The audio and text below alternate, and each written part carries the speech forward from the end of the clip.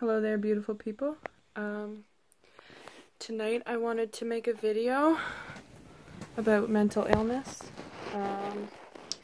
This is something that is really important to me.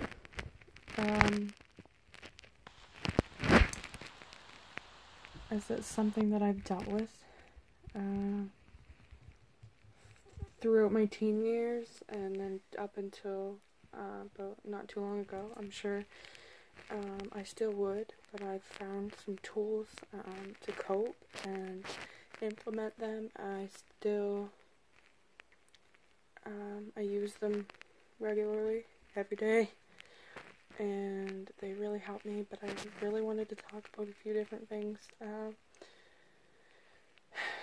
There's so many different things that I could talk about when it comes to mental illness. For me, I suffered with anxiety and depression, and it caused me to cope in unhealthy ways. I was an alcoholic at one point. I was into drugs. I was promiscuous. I was anorexic. I was bulimic. I was a binge eater. I exercised, like excessive exercise. So there's so many things that that anxiety and depression can cause, and there's so many different types of mental illness, and then there's a spectrum for each one. So when we talk about mental illness, things are not cut and dry, and I think people talk about how just talking about it and clearing the stigma will make things better, and I believe that to an extent, but only to an extent. I walked into a doctor's office when I was 16 years old, and my doctor told me that I had a chemical imbalance in my brain. They never asked any questions. I was in there for 5 minutes, and they gave me prescription for antidepressants, and I was on them up until about 4 months ago. So, and coming off them was really hard, and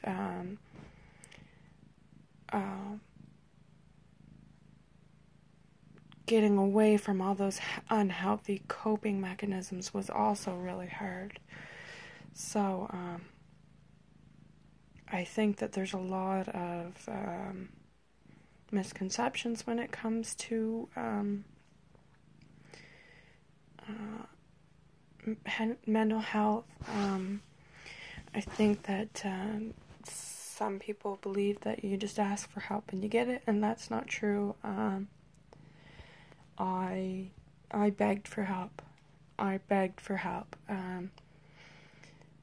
And I was ridiculed. I was made fun of.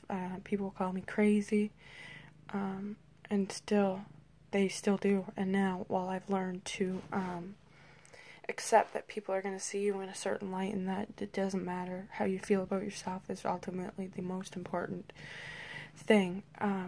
So basically, here in Canada, we have a healthcare crisis. I don't care what any politician or anybody says.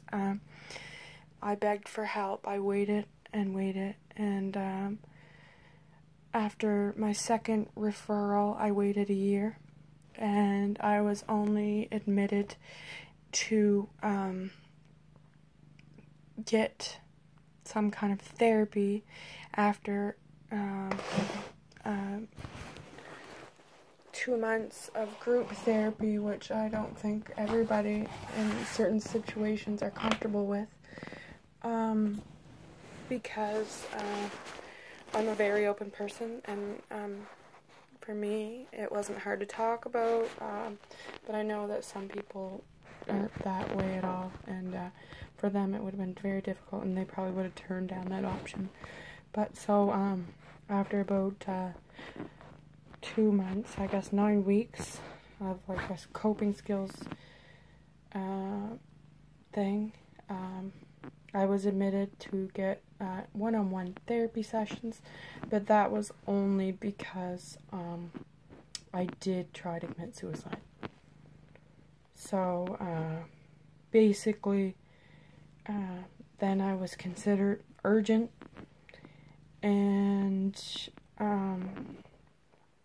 after that I was ridiculed even more. People found out about it. I even had family members talk about how selfish it was, and I had people post things online talking about how it was disgusting that you would use it as a reason to act out and things like that. So I think it's really important that we understand that we need to treat each other. We need to be kind to one another. The world is a really sick place right now. It's really not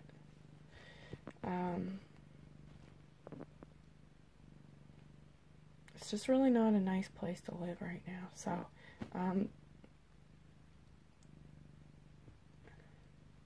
for the majority of people, we need to learn to take back our power, and that we do not have to be victims. People are going to ridicule you.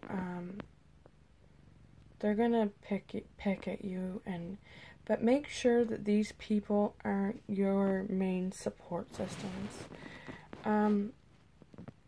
Even if you are attached to certain people, sometimes we need to learn to let them go and gravitate towards the people who have our best interests at heart. These people will validate our feelings, whether they understand our positions or not,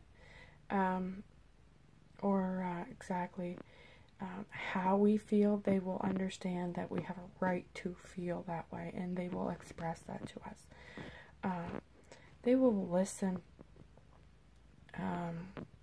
They won't put us down. They won't make you feel like you're selfish for wanting to take care of yourself. They will try and help you to get help you to help yourself. So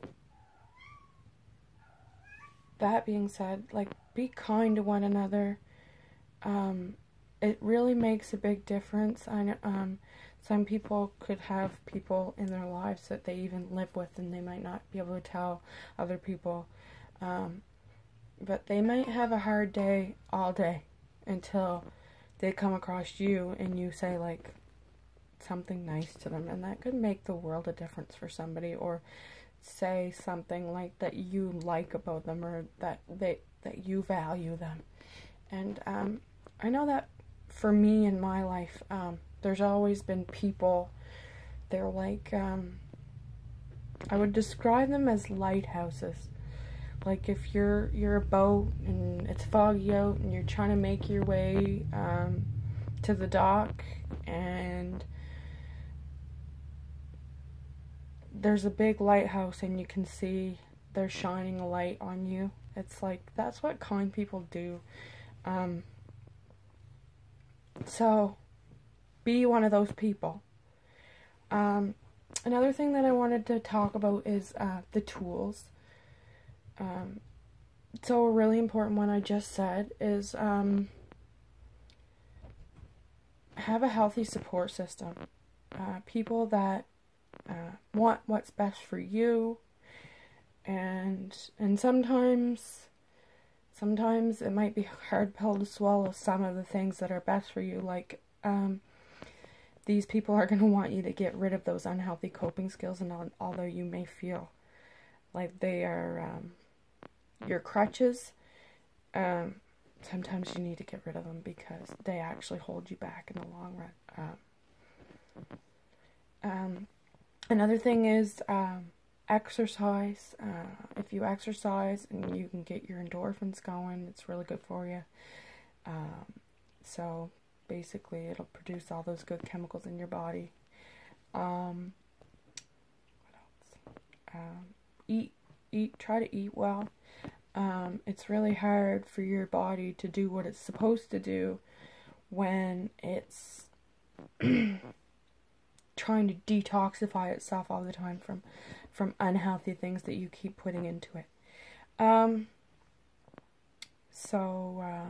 Yeah.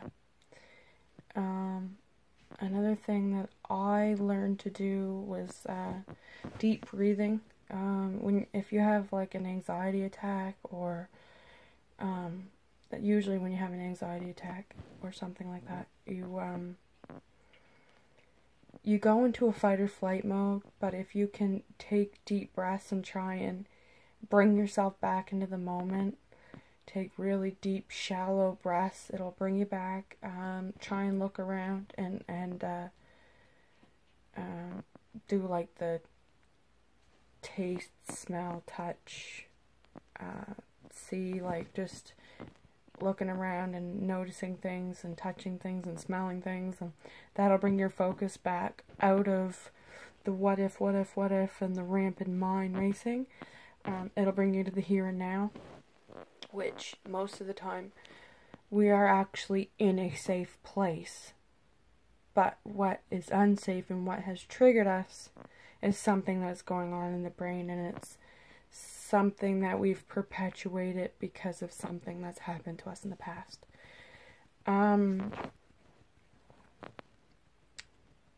What else? Try and stay away from like caffeine. Try to keep your affairs in order. I know that's not easy, and I know there's a fine line between because I feel like most of us are living a lifestyle that's somewhat hard to keep up with. Working a lot of hours, trying to keep a household running. So, like, take care of yourself and get your rest. But at the same time, for people with depression, that sometimes means sleeping a lot. Sometimes you need to haul your ass out of bed. I know this sounds like I don't mean to be insensitive, but sometimes you could just lay in that bed forever and let the world fall down around you. But that just is going to add, it's going to pile on top of what you're already feeling. So try and keep your things together. Try and keep your place where you live tidy, and try to keep some nice visuals around. I know that helps me a lot. I try not to watch a lot of television. I think it's like a brainwashing thing. It's like a lot of the stuff that's on there is toxic, or if you do watch it, try and watch things that are educational, or just things that aren't completely toxic. And like I know for like a woman with who suffered from an eating disorder, it wouldn't be healthy for me to watch Canada's Next Top Model every night. Like it just doesn't make sense, and it wouldn't be healthy for my mind, right? Like, although you may not think it's that serious, but what you feed your mind is really important, and sometimes it may seem like it's not, but some messages are really strong. Another thing is, like, try to listen to positive, uplifting music. Try and tell yourself positive, uplifting things. Be your own cheerleader. Tell yourself that you're going to kick ass and go for what you want, and that you deserve it, because you damn well do. Every person in this world is here for a reason, and you deserve to have a good, happy life. I don't care what you did, where you come from, you deserve to be happy. Everyone does.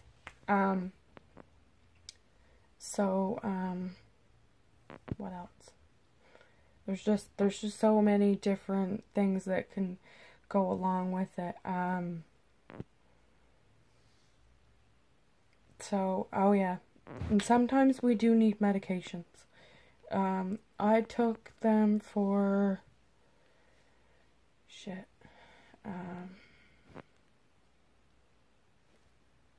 like 15 years. On and off. And so that's something that we need to be careful of. Talk to your doctor. If you absolutely, I think, for me, I think, looking back, I wish I would have been educated more on what they do and what they, and this is only for anxiety and depression, because I don't know much about other mental illnesses, but I wish that I would have been told about all these different coping skills. I don't think that I might not have ever needed, and maybe I would have for a certain period of time. I think that if you need it, then absolutely, and I don't think that people should be shamed ever for taking them.